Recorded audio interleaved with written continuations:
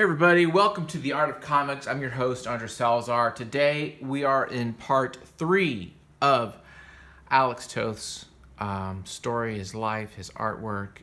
We're going through this book by IDW, the first of 3 volumes, called Genius Isolated, The Art and Life of Alex Toth. And we're now in part 3, and I'm excited about this series because it's fun for me to go through this book again with you guys and chat about one of my favorite artists of all time. So first off, hope you all are doing safe and well during this time of stay-at-home orders. I hope all of you guys are being healthy and being wise and just be good out there, be careful out there, and hopefully this will pass and we'll be able to figure out what the next world will be like. I love comics. This is a way for me. It's fun for me to kind of do my love, the passion, and at night I get to draw, I get to make comics and talk to you guys about it. So it's fun for me too. So here we go.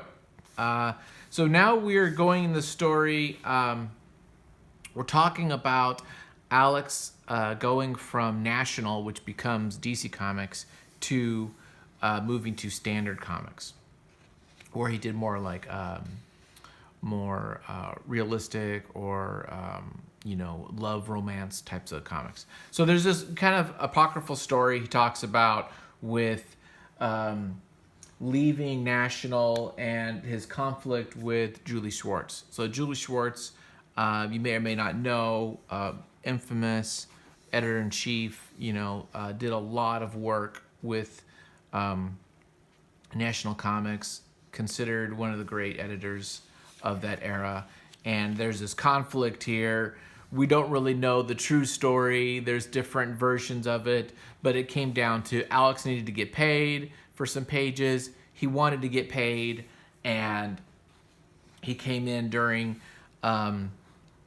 Julie's lunchtime, and he's on lunch. When he's on lunch, he's on lunch. He's playing cards with his buddies, and Alex interrupted that. That did not sit well. Told Alex to wait in his office until he was done with lunch.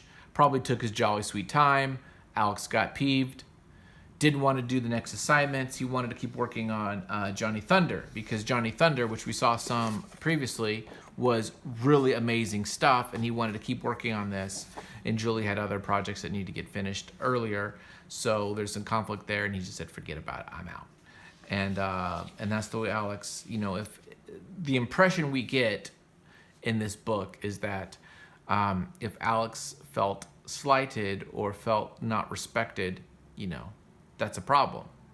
That's a problem. And so there you have it. So he left. He bounces.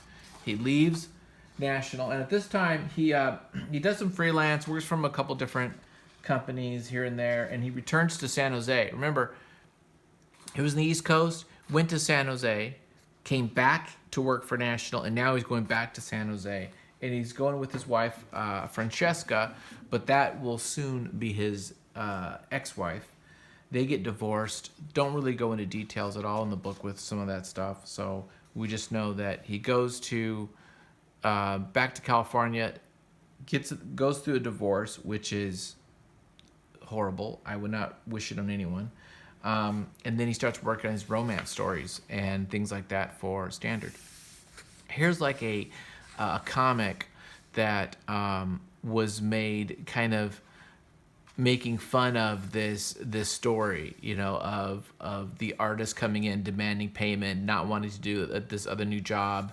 And there was talk of, Julie Schwartz being hung out the window, dangling by Alex, things like that. So there's just kind of these crazy stories that were out there, and someone made a comic about it. Now we get into talking about Mike Pepe. Mike Pepe is one of Alex's inkers that stayed with him for a long time and did a number of books. And this is one of Mike Pepe's inking jobs he did, called Peg Plower. And you can see it looks great. I mean, and Alex really liked Mike to the degree that he wanted to take Mike with him when he wound up going into animation, but Mike never did. Mike stayed on the East Coast. He had family there, and he didn't want to leave, but Alex would have loved to keep him as an inker, and he probably would have been very successful in the animation world as well. But just look at the line work. I mean, the inking is spot on. I mean, if you look at look at how clean that is. And a lot of this is brush, some of this is some pins, but a lot of this is really just beautiful brush work. What's great about this is, I don't know if this original was black and white or if it's colored, but it sure is, it looks perfect in black and white. Like, just the fact that he made the C black is just a great idea, right? I probably wouldn't have done that. I would think, oh, you're going to color it blue. But no, it's just like, that's black, and it just works so well. It's just really great stuff. Not a lot of lines, just you get some of the kind of feathering, the outer shape of the hair, but the rest is just black. So it's a great kind of look. Very clean. Actually, this reminds me for some reason of the guy who did Tom Strong, Chris, not Staros, Chris Spruce. Is it Sprouse? Chris Sprouse. It kind of reminds me a little bit of that kind of Tom Strong look. He has a very clean look as well. So he goes through this divorce. It's just crappy time, and he starts working for Nidor Comics, these different little comic outfits, and he winds up going to Standard Comics, and he starts having these. Let's just talk about this for a second. I love this work. Again, this is Mike Pepe inked this. I love these lines here. Some of this stuff has got to be tech pen too. I mean, just there's just no variation in the line width of some of this stuff. Really cool. Love his work, and I like this too. Then it kind of goes into a cartoonish, kind of exaggerated look too. But I see a little bit of Kirby maybe, just and some different things in there. Wow. Really great. So this is Standard. This is when he's working for Standard. He one of the things he starts doing is working in these romance comics. And when he does that, when he's working these romance comics, he really hunkers down on women and how to draw women. And so he really analyzes drawing women, and he uses a lot of film as reference, and he studies, Katharine Hepburn and all these kind of classic actresses to kind of study the mannerisms, to study the way a woman looks, the kind of the different looks and acting in his art, and so he just brings it up to another level of work. And some of this we're gonna see here. I think this is unfinished. Yeah, this is unpublished. This little story called just Unknown. We don't know where it came from. Look at that car. Isn't that great? So this wasn't finished. I was just thinking this last night as I was rereading this. It'd be great to kind of print this out on Blue Line or something. I could scan this, print this out, and then just like kind of have fun inking this. Have fun like inking Alex Toth and learning from it. But look at this stuff. This reminds me also of Knief, right? Who he was influenced by. Noel Sickles, things like that. Maybe Russ Heath. Yeah, look at this. So this stuff, this would be really fun to like print out and just ink. How do you ink these trees? How do you make those look good? What lines are used? It looks like he's using a dry brush. I wasn't expecting that. Looks like he's got kind of a loose brush, but then yeah. So kind of neat. Yeah, look at this. This is great. This would be great to ink. Maybe I'll do that. Comment below. If you want me to scan this, I'll scan some of these pages at high res and put them in a Dropbox. Let me know. You comment, I'll do it. Otherwise, forget about it. Yeah, I like that a lot too. So this is really cool. You don't get to see stuff like this often. And it's at a nice big size too. Okay. Here's where we go into kind of more the romantic stuff and kind of real world comics, so different than he's doing in national rights, kind of superhero stuff, and he's really liking this kind of realistic stuff. And this is, I think, really kind of this is what he's more known for, the more, suit and tie and hat type of characters. Crushed Gardenia. This is a great little story about this kid who basically becomes obsessed with his girlfriend, and he just a bad egg in every way and makes a lot of bad decisions. I thought it was really good. I really enjoyed this story, and there's just some great art. Again, the spotting of blacks, the composition is so good. I mean, look at that. It's just, man, it's just great, the positioning of this stuff. And he uses these chisel wedge stuff that I like, that I haven't really figured out I haven't really mastered that at all. But I like to kind of get more into that kind of chisel pin.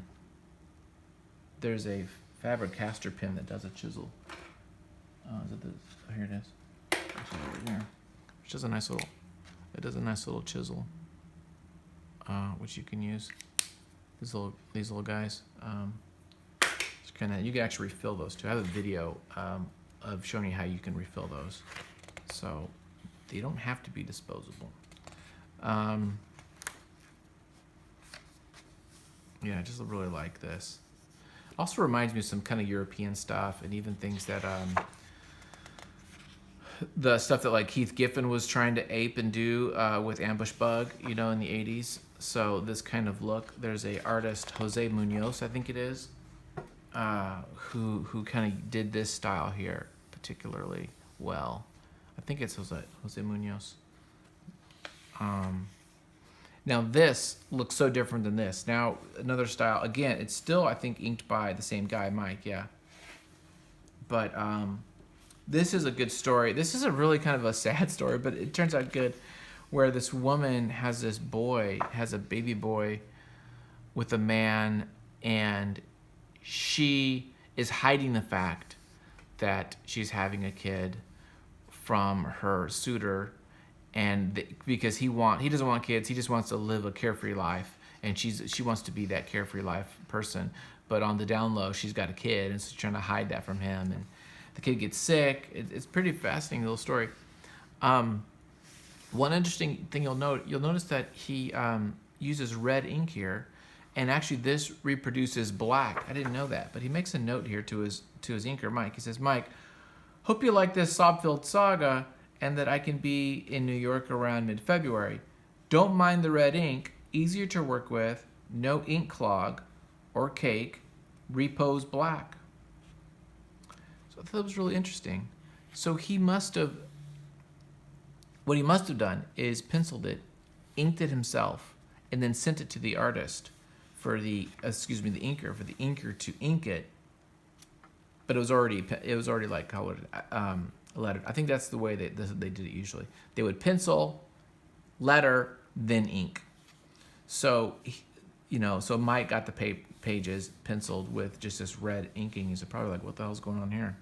But I didn't know that this would repo black. It makes sense, right? Because only non-repo blue doesn't reproduce. So it would make sense that this goes black. I like that.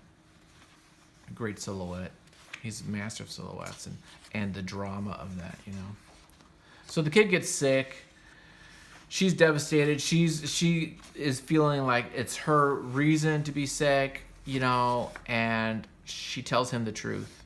He's like, "How does it feel, Diane? Lying, pretending, betraying everyone who loved you. What do you think about it at night?" "Oh, George, don't. I have no excuses except for what I've done," And then later on, though, he comes back. He's like, "You know what? I'm a donkey. I love this kid. I love you.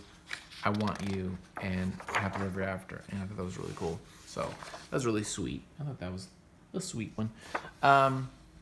We'll do a couple more here. Alice in Terrorland. Here's another comic. Again, this reminds me of Kevin Nolan a little bit. Great work. Different styles, though. You can tell like different little things he's kind of going for, which I think is great. Look at this positioning and his face.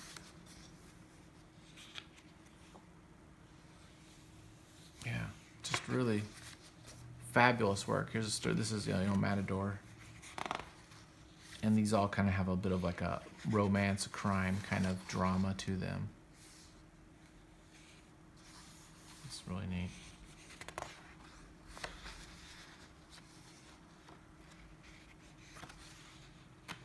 I need to find these. I'm gonna actually look for these. Some of these great stories. Look at that. Some of these great standard comics. I'm gonna look them up today and see if there's a way to find some of these issues, because they're just, it's really neat to see. I love the faces of the women, the acting in them. The positioning, the movement of the eyes, it's really great. And that kind of like big old chin. So these are kind of cool colored as well. But you can tell this could have been black and white. You can see how he's laying the blacks down. He's not changing it up because it's colored, which is neat. Yeah, so this actually book is pretty cool. You get a good number of comics in here, which is nice. You can always see the eyes. This is kind of a horror, so there's a mix of horror in here as well, of course.